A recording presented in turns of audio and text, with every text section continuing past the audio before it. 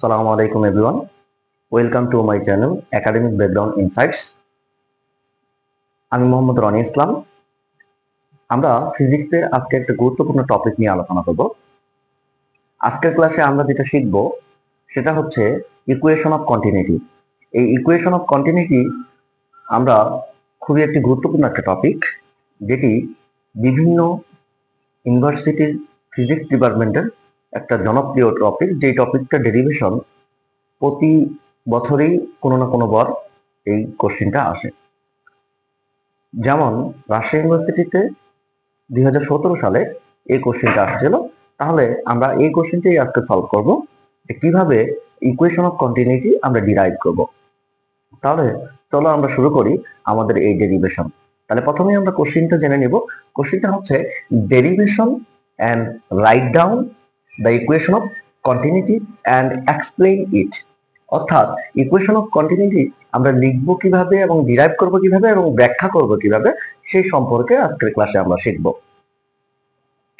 তাহলে সলিউশন যদি দেখি, তাহলে আমরা দেখব the current through any surface S is given by I equals to surface integral J vector dot ds vector. অর্থাৎ J is the current density, তার মানে জে ভেক্টরকে কারেন্ট ডেনসিটি দিয়ে প্রকাশ করা যায়। আচ্ছা, তাহলে আমরা এরপরে আমরা বলতে পারি the electric current entering volume V, the volume enclosed by S is this given by I equals to minus closed path integral surface integral j vector dot ds vector।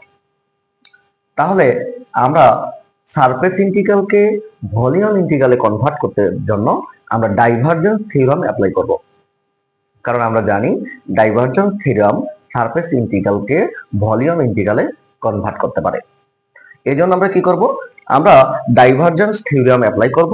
এক্ষেত্রে আমরা দেখব যে সারফেস ইন্টিগ্রালটা ভলিউম ইন্টিগ্রালে convert হয়ে গেছে। তাহলে আমরা লিখতে পারবো যে I equals to minus volume integral del operator vector dot J vector DS vector. এটা হচ্ছে 2 নম্বর ইকুয়েশন। তাহলে আমরা এরপরে আমরা এটাকে লিখবো the minus sine of the equation 2। এই যে মাইনাস সাইনটা, এটা কি নির্দেশ করতেছে? Equation 2 comes about because DS vector has the outer normal, অর্থাৎ বাইরের দিকে চলে যাওয়ার কারণে, সারফেস থেকে বাইরের দিকে চলে যাওয়ার কারণে এটা মাইনাস। তাহলে বলছে and we called I is the positive, অর্থাৎ কারেন্ট পজিটিভ।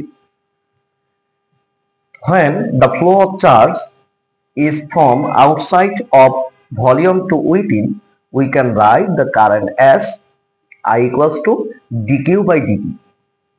যেখান থেকে আমরা d by dt সামনে রাখতে পারি এবং চার্জ, এই চার্জের জায়গায় আমরা বসাতে পারি চার্জ ডেনসিটির সাথে একটা সম্পর্ক। তাহলে এটা হবে ভলিউম ইন্টিগ্রাল রো ডিভি, যেখানে চার্জ ডেনসিটিকে রো দিয়ে প্রকাশ করা হয়। এরপরে আমরা এটা বলবো যে if rho is the function, অর্থাৎ রো বা চার্জ ডেনসিটি যদি কোনো ফাংশন হয় অফ এ পজিশন, কোনো একটা পজিশনের অ্যাজ উইল অ্যাজ টাইম, অর্থাৎ পজিশন এবং টাইমের যদি কোনো ফাংশন হয় রো, তাহলে the partial time derivative as I equals to volume integral del rho by del T DV.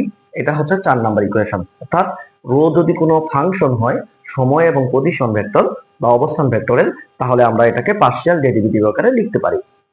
এরপরে আমরা কি বলবো?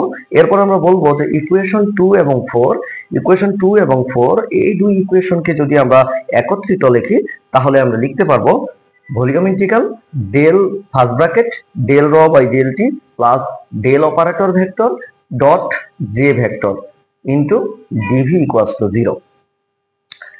তাহলে আমরা এরপরে বলতে পারি the volume V is arbitrary, যদি আয়তনটা আরবিটারি ফাংশন হয়, so that we can write, তাহলে আমরা এটা এখান থেকে লিখতে পারি যে del rho by del T plus del operator vector dot J vector equals to 0, যেটা 5 নম্বর ইকুয়েশন। আর এই 5 নম্বর ইকুয়েশনটাই হচ্ছে বলছে যে this is the equation of continuity. এই 5 নম্বর ইকুয়েশনটাই হচ্ছে কন্টিনিউটির ইকুয়েশন, যেটা কিনা the precise mathematical expression of conservation of charge. তাহলে এই ম্যাথমেটিক্যাল এক্সপ্রেশন অফ কনজারভেশনের একটি গুরুত্বপূর্ণ টপিক হচ্ছে ইকুয়েশন অফ কন্টিনিউটি।